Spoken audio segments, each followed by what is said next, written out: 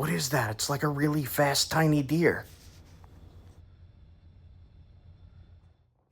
And I'm telling you, these blow darts, they work. With this Vermont chert. This Vermont chert is awesome. And you could go back and watch my last How to Find Flint video focused on Vermont chert. You find it in the creeks, guys. So I just went freezing cold. Got myself some chert. Pretty gold. So I have not been recording as much as I would have liked to because I am in a very, very cold place this time. Exploding trees kind of cold. So says the news. And I do not have snow tires on my car. And they do not plow the roads here. Not really.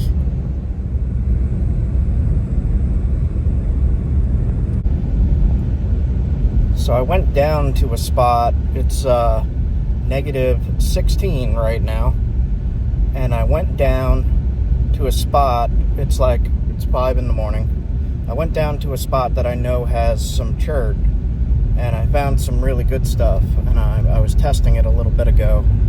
But now I'm going to go pick up Leah from her 12-hour shift. Overnight shift. And I need better tires. The other day, it was down to negative 34. Alright, so I got the chert here. Made a little biface. Taking flakes off like that to make blow dart points with. It's pretty good stuff. It's springy, it's brittle, but it works. It's sharp as heck. And this gray stuff is limestone. The black is the chert, but it's just as sharp. It's just a little less durable on the limestoney bits. So I need to get myself a travel kit that's not copper. I want like antler. An antler travel kit would be good for what I'm trying to do with this stuff.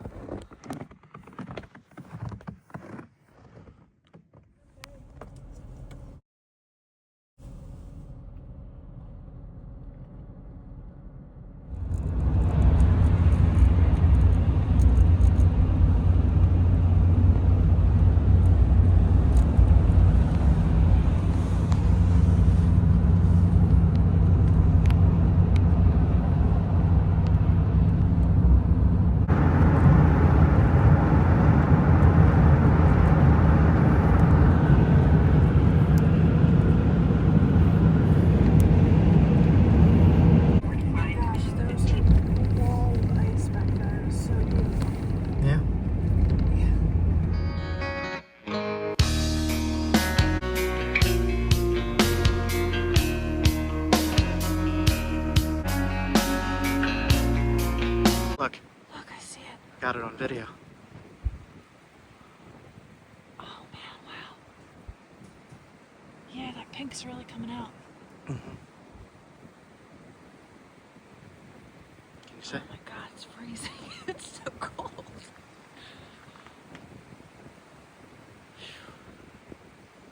Yeah, look, it's going up higher.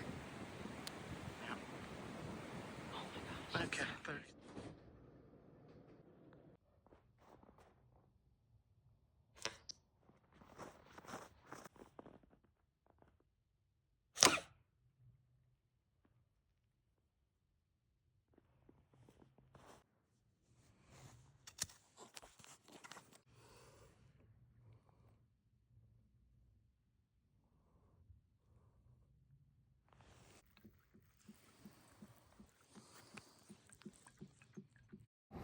You could even cut up mushrooms with this stuff.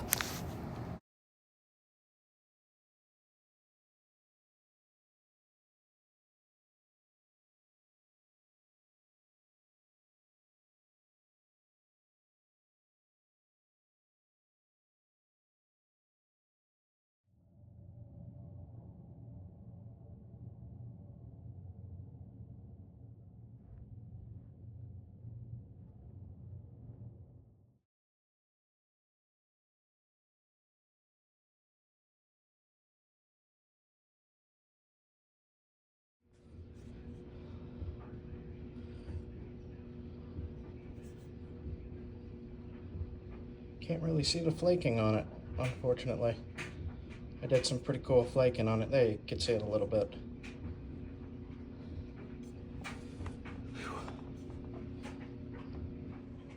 Okay, I finished it.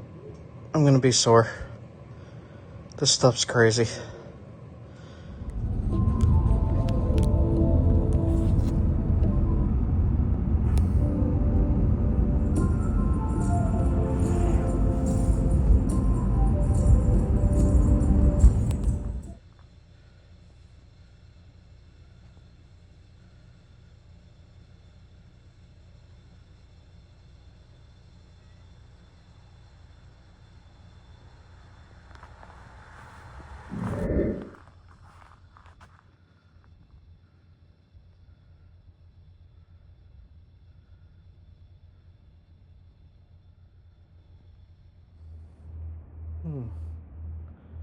What are those?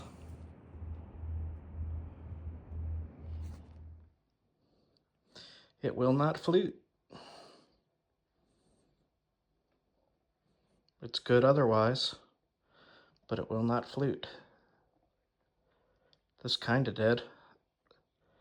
I don't know, man. It says the paleo guys did not use this for their points, but they used it for their uniface tools and such. Scrapers.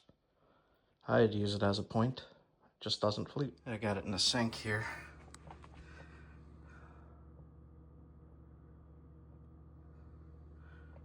This is the piece I've been making all those points from. This pile of spools here of really good stuff. Just glue that in there. Here's one of the blades I made out of that rock. Check that out. So this is the rock I'm getting from the water down there. These are the points I'm making from them. I'm just putting them in with a little touch of super glue.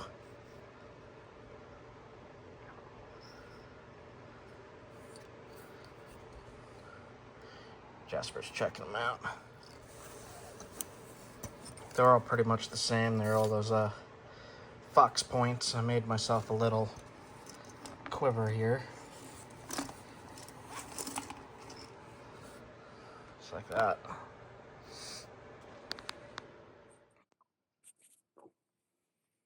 Nice. Pretty gold. Look at that.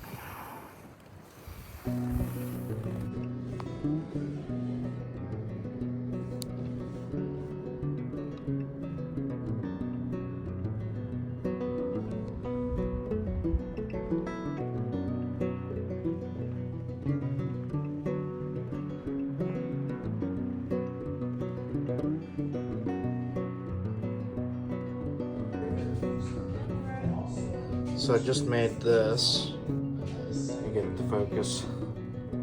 It's got like iron in it. I made it from a flake, so I couldn't really flake it all the way across, but it came out pretty good. I'm gonna put that on an arrow.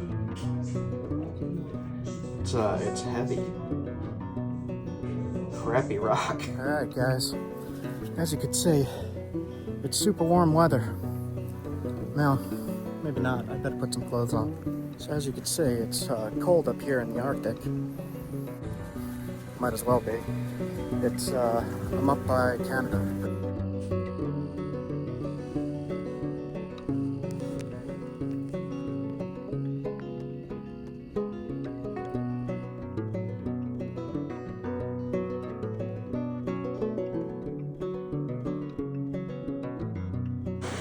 Onondaga. Another shallow fleet. Kind of thick, I like it though.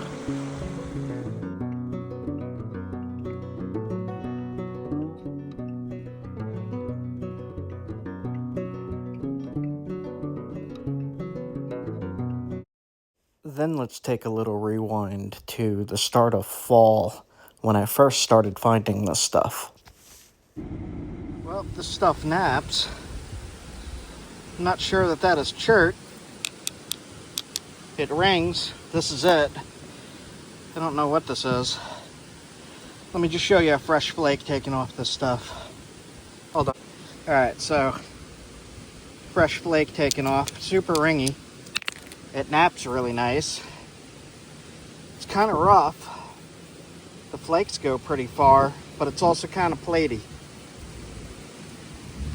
Weird. Don't know what it is. It's limestone, genius. Kind of windy. It's all over the place here.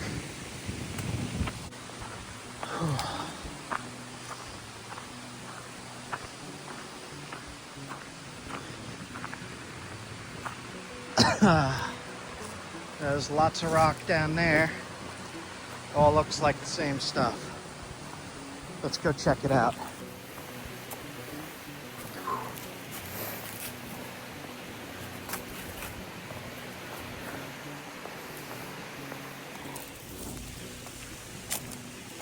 Yeah, it's all the same stuff. Let's check out this piece right here.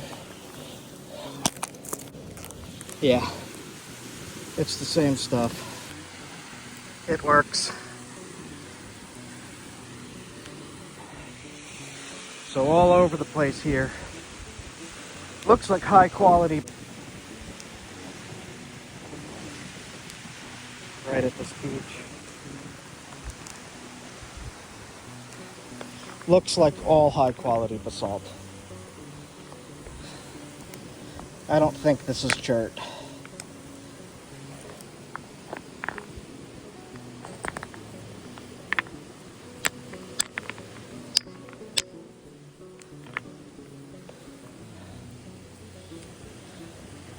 So whatever it is, it works. Alright, well, good to know. There's huge boulders of it. Here, look. Huge boulders of it.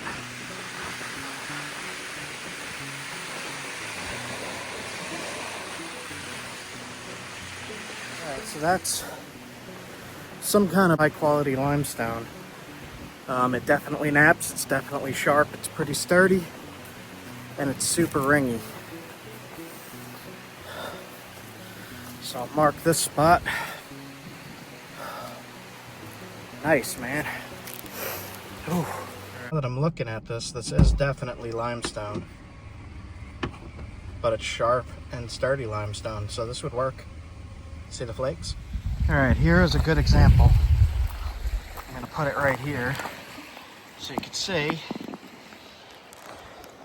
Very fine-grained, workable limestone.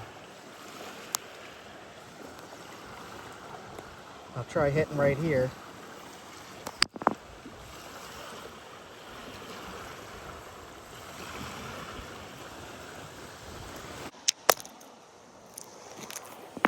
So you can see where I hit there.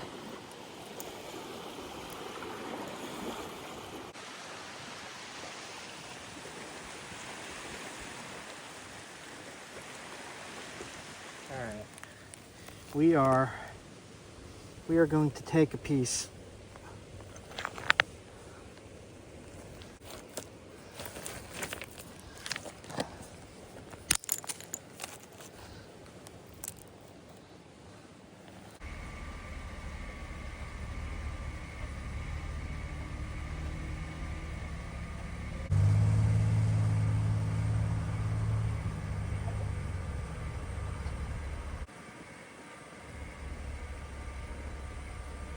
One fine day with a wolf and a purr, a baby was born and it caused a little stir. No blue buzzer, no three-eyed frog, just a feline, canine little cat dog. Cat dog, cat dog.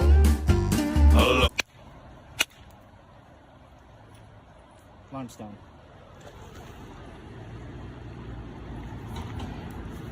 One of the ways I've been able to tell limestone is these weird ripples in it, as well as it's just super grainy.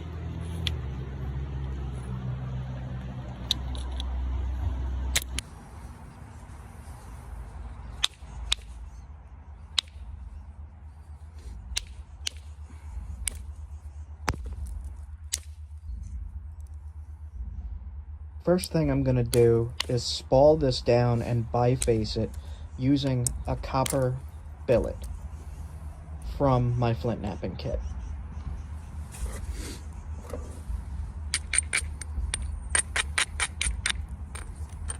I am grinding the edges to strengthen the stone so that when I strike it with the billet, the flakes peel off really nicely, rather than crushing and crumbling when you're hitting it and just turning into dust.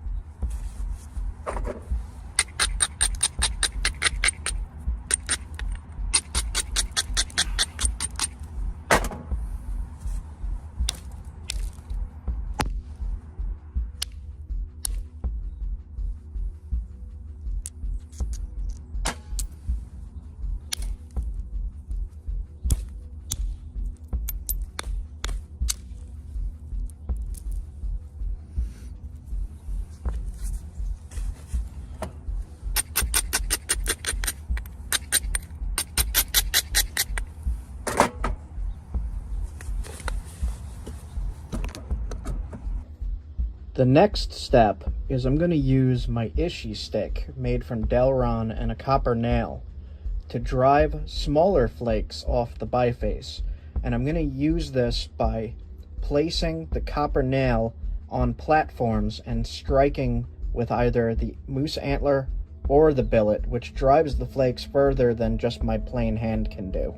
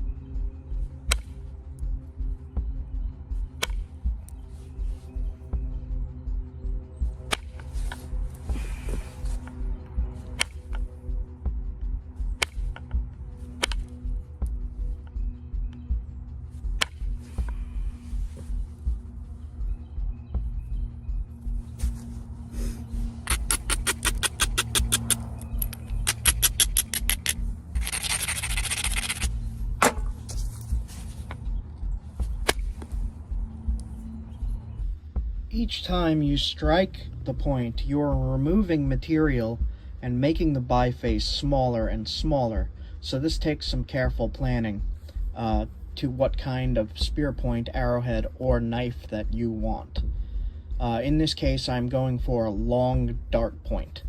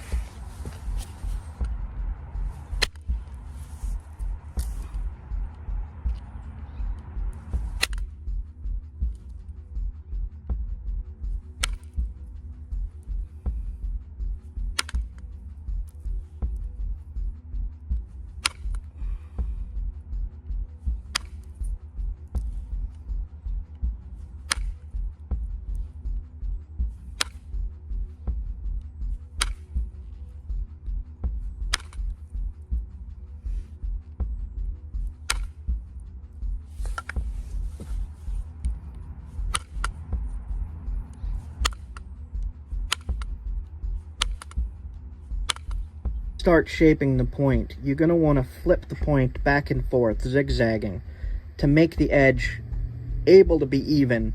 If you need to take a lot of mass off one side, the best bet is to zigzag it, grind it, and then thin the thicker side. And the way you thin it is you rest the copper flaker on the platform, you press in hard on the flaker into the point, and then when you hit down, it takes a long flake off. And it will follow your fingers if you hold the point with your fingers. It'll follow the shape of your fingers for the flake to travel a little bit further.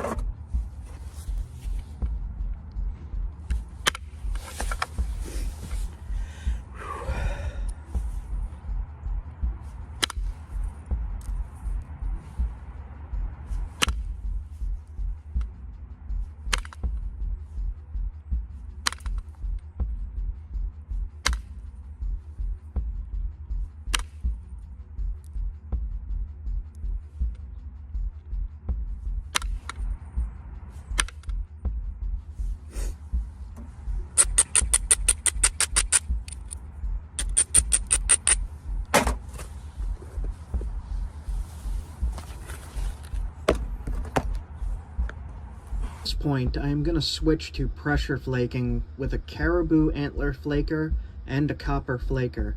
I'm using goat hide leather to protect my hand while I'm doing this.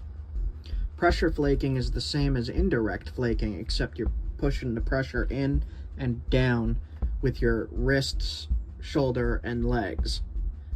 In this demonstration, I am holding it up high so you could see what I am doing.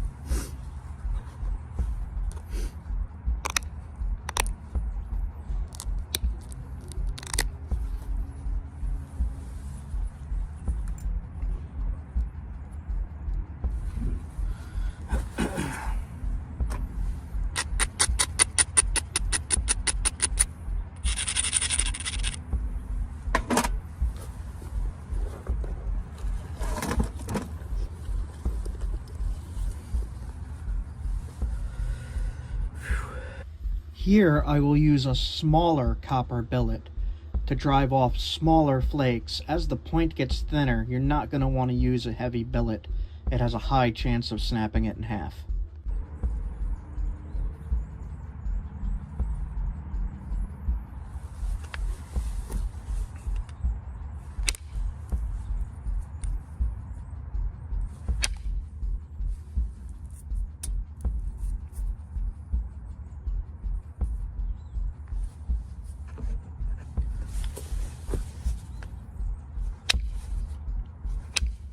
And now we're at the tricky part. This is where I attempt to put in some pretty good notches. The notches, when you're hafting this tool to wood, you're going to want the notches to line up evenly so that when you slide it into the wooden shaft, you can tie with sinew through these notches. And then when it dries, it grabs and pulls it all together, and then you have a usable spear point. But this part is the most tricky. I use indirect to start my notches, and then I use the copper pressure flaker to finish the notches.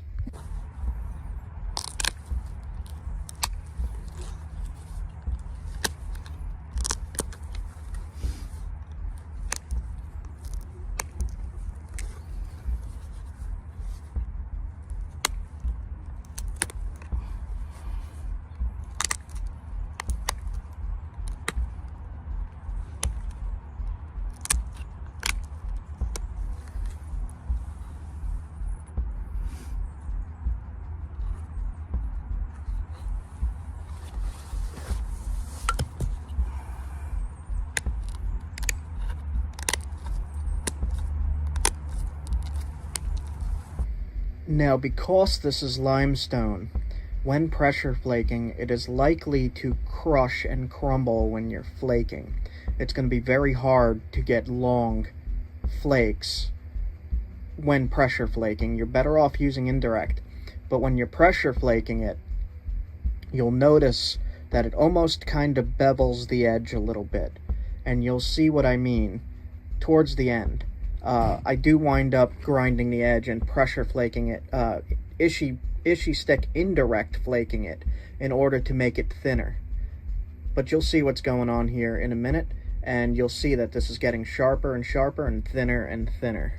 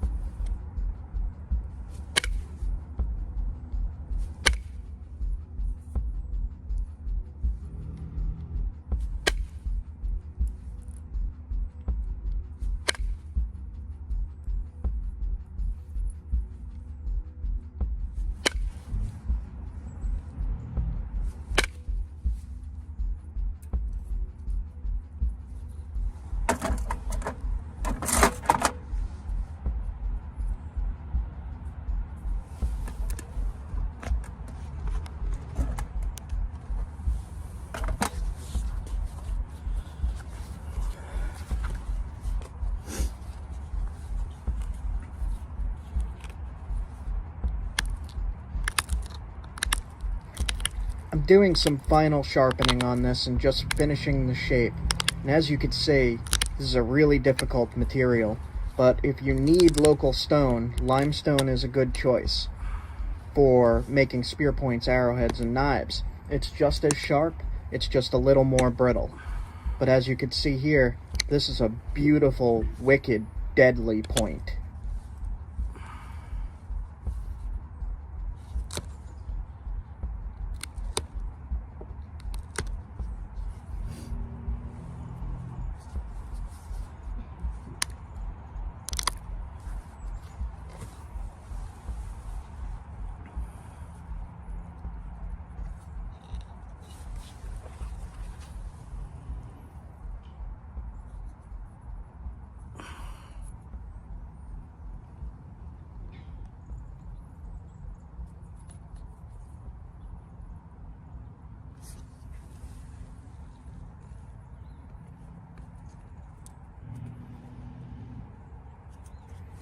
I hope you guys like this. Have a good one. See you soon.